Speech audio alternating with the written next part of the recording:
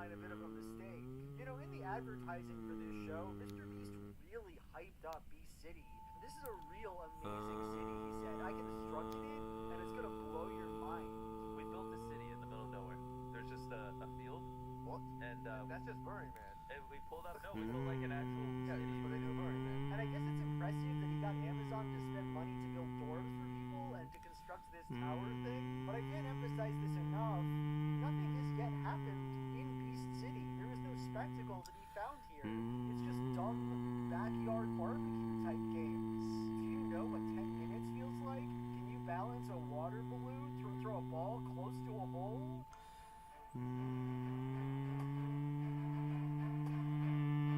Alright, why didn't he invest in the game part of the games, you know? Why didn't anyone suggest that? 3 out of 10. I have to give it a 3 out of 10 because I give the Bribe Challenge a 2 out of 10, so now I'm screwed. This is the standard for a 3 out of 10 on these games. Game number 8. The contestants are split into 6 teams of 6.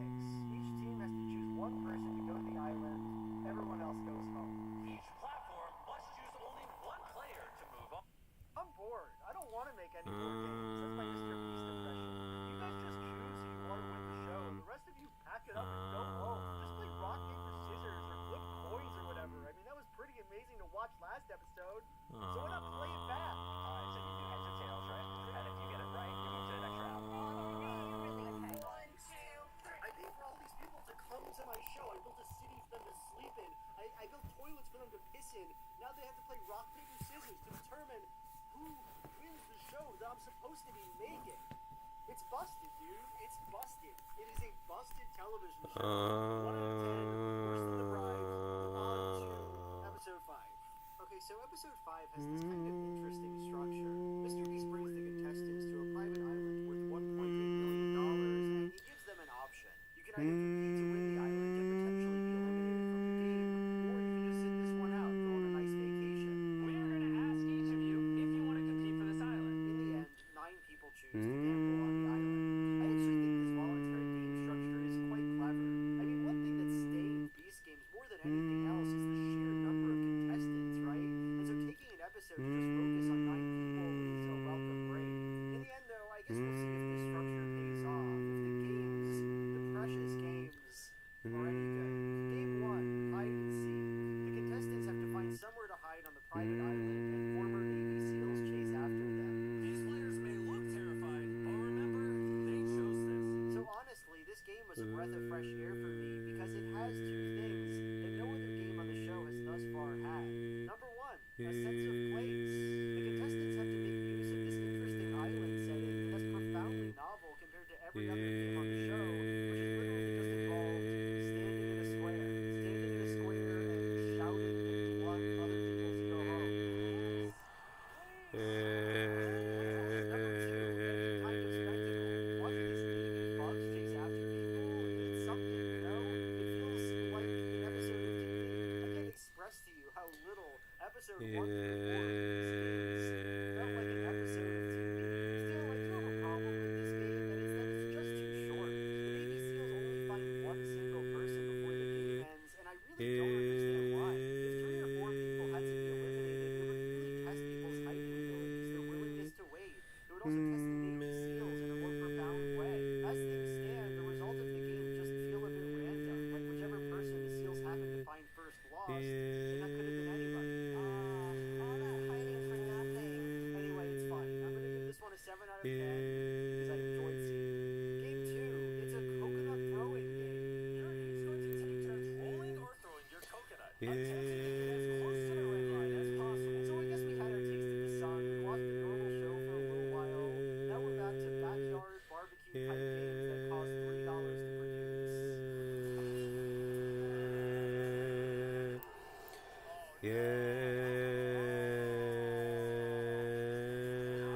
I feel like we just did this. We just watched these people throw balls close to a briefcase in the last episode. No. No. What's the point? What is the actual point? No. We're watching this instead of watching Navy SEALs tracking people down and shooting them in the head. 3 out of 10. Game number 3. No. Mr. Beast brings back all the contestants who chose to take a vacation. They have to vote on which player on the island they want to eliminate.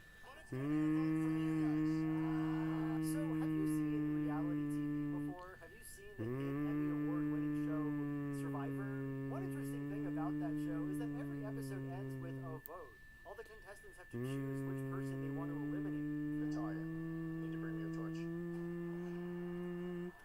And the reason these votes are interesting primarily is that the people know each other and have strategies and alliances. It's exciting, you see, because it represents the climax of a story.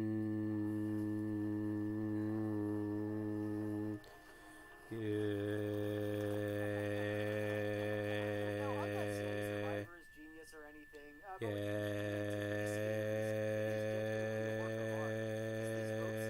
Mr. Beast puts on, it sucks. It just sucks. You know, people know each other that well. It seems like a lot of folks just voted for the person they believe, and it's like, okay, why should I care about that? I was really to make sure that everyone else did. So that's why I voted for you.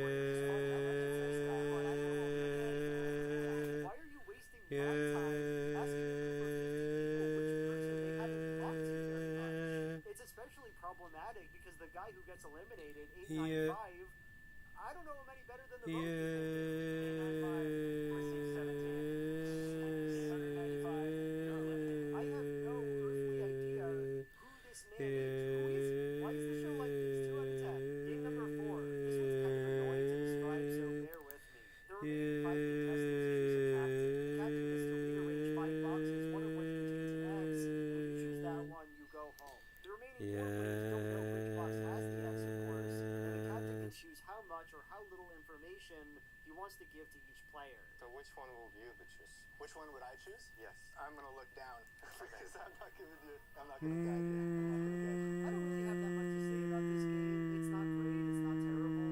Obviously, it would be better if the contestants had a stronger relationship to each other, but at this point, what are you gonna do? This is Beast Games, baby. This is the real world, you know? I can't just keep saying the show would be better if I knew who was in it. The one thing I really do enjoy about this game, though, what frankly saves it for me, is the fact that Lil Yachty, the rapper, features in it. Little Yachty. Alright. He seems confused as to why he's there, and I am too, and it's honestly pretty good. The one time this show intentionally makes me laugh. Yeah, do you have any advice for him? Yeah, I mean, it seems pretty tough. Yeah. Do you have any advice? Yachty? Oh, advice? No, I don't. 6 out of 10, I'll say. Redeemed by Lil Yachty. Game 5. The contestants go to a pirate ship and see if look right here, you will see real candidates that you will be firing at each other's ships. It sounds pretty fun, I guess, but they don't do it. Instead, I shit you not, Mr. Beast is just like, does anyone simply want to get $450,000 and go home? Inside of this treasure chest is $450,000. And the first guy who's given that offer takes it, and that's it. That's the game. Why? Literally, to what end? Actually, I think I have some idea of why Mr. Beast made this strange choice, and it's because this is once again an ad for Moneyline. This was brought to you by Moneyline. And to make things even better, we're also giving away $450,000 to those of you watching at home. It seems pretty weird to me, but I guess it led to a pretty dope Beast game. So 2 out of 10. Game 6. Another sick mind game is on the table for these epic contestants. Basically, the 3 players each choose a number, 1, 3, or 5, and move that number of spaces down a path. The thing is, if 2 players choose the same number, neither gets to move.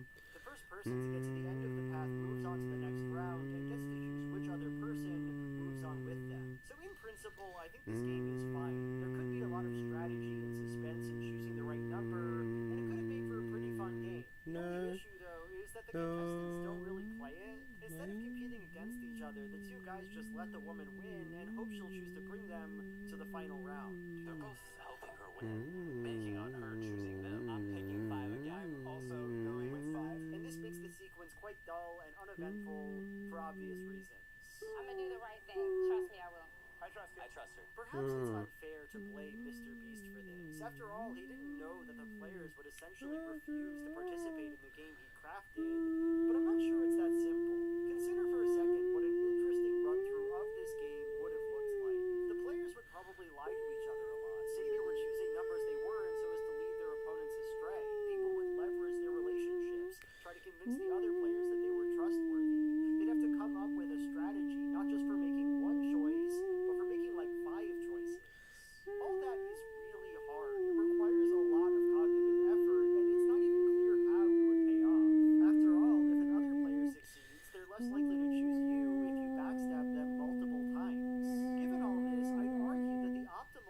strategy, really, is to just do what these boys do.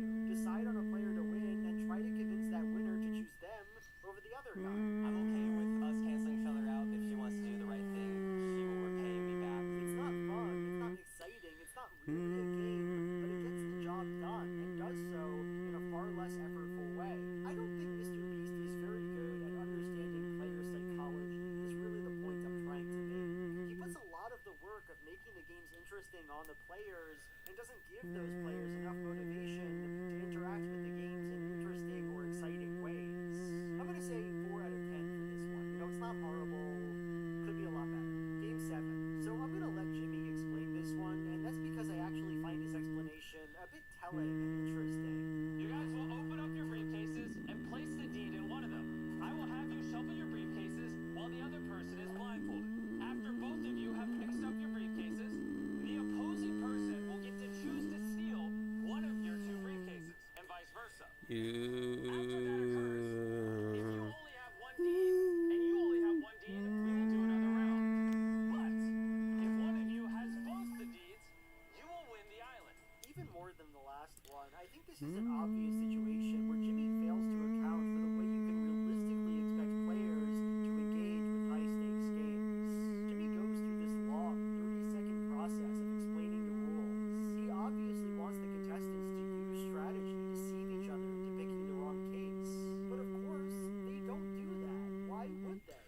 If you were in this position, if you had $1.8 million on the line, what stock would you put on the words of the other guy trying to convince you which case to take? He has no reason to be honest with you whatsoever, so why even care what he has to say?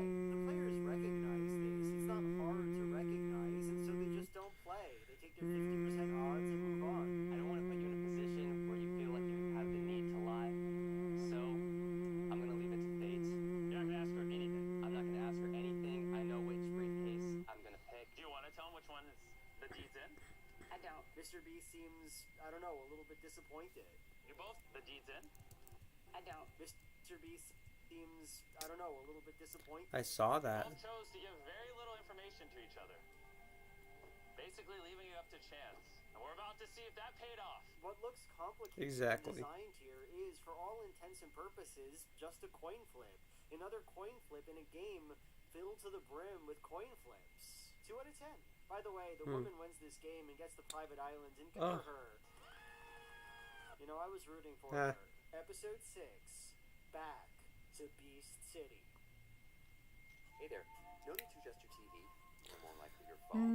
You're watching Recycled Equipment. See, at Mint Mobile, we're always looking for innovative ways to save our money so we can save you money. So instead of paying for a new commercial, we're reusing this old one. And that means we can afford to keep offering you premium wireless for just $15. We only made one change.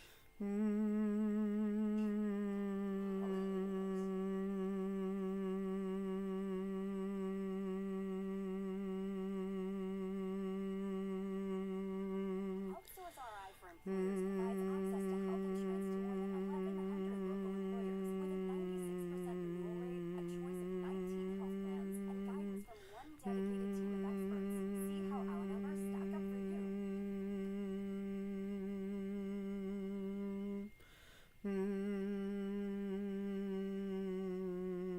So in episode 6, the remaining contestants voluntarily decide to do one of 3 kinds of challenges. Something intelligence related, something strength related, or something chance related. In the actual show, these challenges are all mixed up together, but for the sake of convenience, let's just talk about all the strength related challenges first. Game 1, do as many push-ups as possible. The 2 people who do the most get to be team captain in the next game, which Mr. Beast tells them will confer some major advantage. And what better way to pick team captains than to do a push-up contest? You guys did pick physical. So look, I get that the women involved in this competition volunteered to do the strength challenges. If I was a woman, I probably would not have made this decision. I don't think Mr. Beast was ever very likely to craft physical challenges that provided an even remotely fair playing field to the female contestants.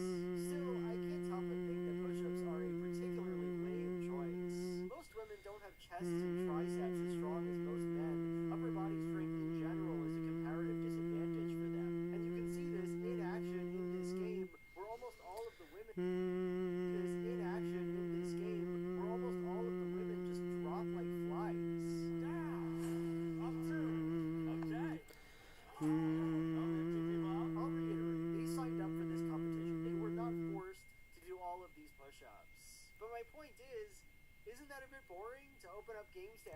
but slant them completely against one of the sexes?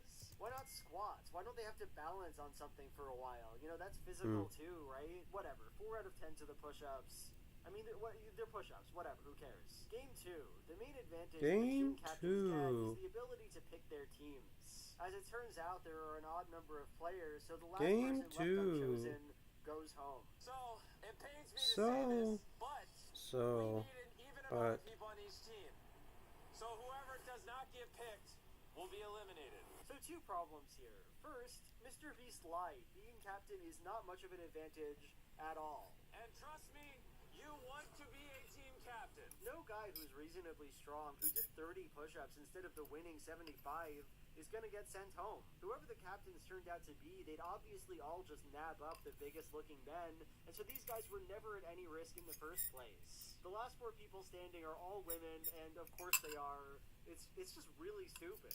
Second problem, this isn't a physical game. These people all signed up for a physical challenge, and now one of them is being sent home for just, like, looking the weakest, I guess. 784. Unfortunately, you've been eliminated. Thank you. Hi, Dana. Thank That's you. not fair. That's not fucking fair. As much as I dislike the push-up challenge, I'd honestly just prefer it if the person who did the fewest just went home. At least that would make sense, right? 1 out of 10, I don't like it. Game 3. So now the teams have to face off against each other in a series of 3 games, and the first game here is quite simple. They have to get together and pull a monster truck. The first team to get their monster truck to the finish line wins the first of 3 physical challenges. So this shit rocks. I like to see big truck. I like to see people pulling the big truck. At one point, it seems like one of the teams is gonna win, but then they get to a speed bump and they can't get over it, and the other team wins. And it's fun, you know, it's actually pretty fun to watch. 8 out of 10, probably the best game so far in the show for me. Who can pull the truck? It's pretty good. Game 4, the contestants have to race each other. That's the long and short of it.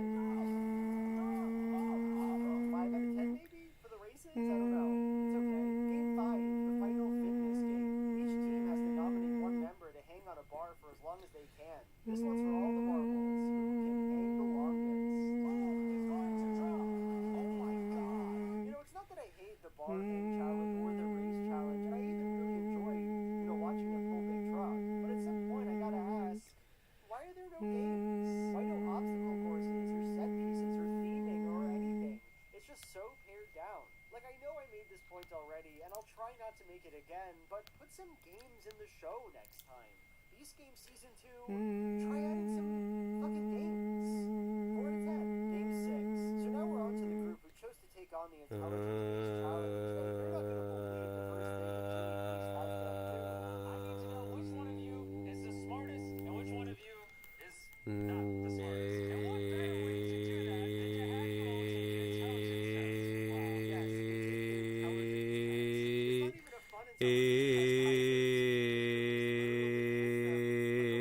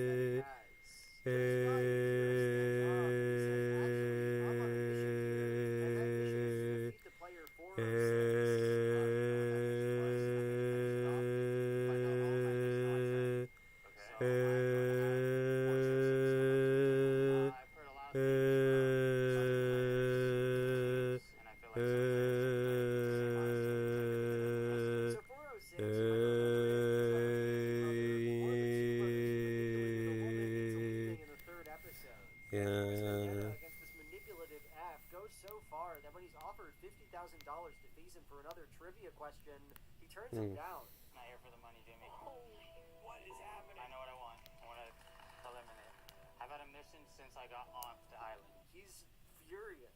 So, I mean, I like a vendetta. I mean, that's pretty fun. Though I have to admit, I think it would have benefited from some narrative development, right? Like, what if we'd seen Akira talking about how much he hates the Habibi Bros before, so that it's all the more satisfying when he fulfills his mission? What if we'd been told a bit more about what the Habibi brothers actually did? Like I mentioned this before, the third episode really doesn't give us details on how these guys were so manipulative, and that's way more of a problem now that I'm supposed to really care about it. It's just not a good thing that the contestants on the show know so much more than I do about this obviously important information. Still, revenge is revenge. The game is certainly more watchable because of this plot than it would have been otherwise. I'll give it a 5 out of 10.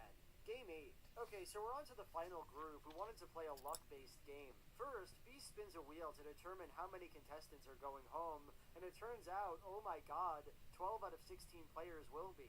Dang. 12!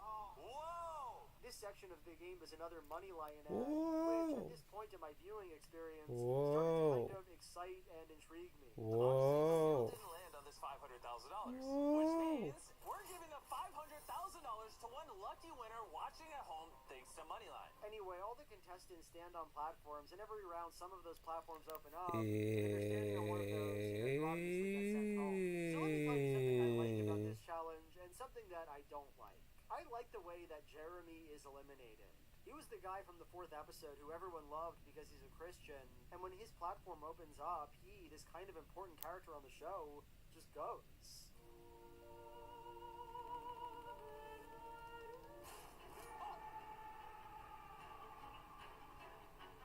No!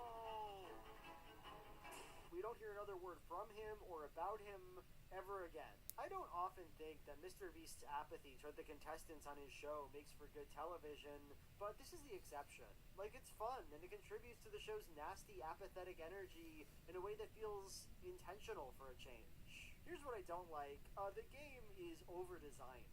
I didn't mention this before, but every 5 rounds, players are allowed to change platforms, and Beast seems oddly confused that only one person does this, that people aren't changing platforms whenever they can. You are now free to move to a different platform. No one? I wonder why. Okay. Why would they? Why would they change platforms? That doesn't increase their winning odds in any way. It's not like a Monty Hall problem or whatever. Jimmy just weirdly wants these people to move from one spot where they could be eliminated to another spot where they stand the exact same chance of being eliminated. This might seem crazy, but even though we made the same offer after every 5 doors, this was the only time anyone decided to move platforms the entire game. Very odd, very confusing to me. There are, as you've seen, many luck games on this show, and this is probably one of the better ones, so I guess that earns it a 3 out of 10. Not a great episode, honestly. Not a super fun one for me to talk about. Let's move on to episode 7. Who's God? Train Fever. So episode 7 essentially only has one game. Mr. Beast brings the remaining contestants to the railroad tracks. He has the players elect a captain, and he makes that captain do trolley problems that involve eliminating players. This is a game of the trolley problem. They repeat this process over and over until only 10 contestants remain. It's gonna be brutal, that's what Mr. Beast says. But this game we are about to play is going to redefine the word brutal. So let's get into it. In the first trolley problem, the contestants elect Akira, the guy with a mission from the last episode, and he's told to choose the 3 players he likes the least to put on one railroad track. I need you to pick your 3 least I'm done. favorite of those 20 people. He chooses 3 black women, by the way, which everyone is immediately baffled by. Whoa.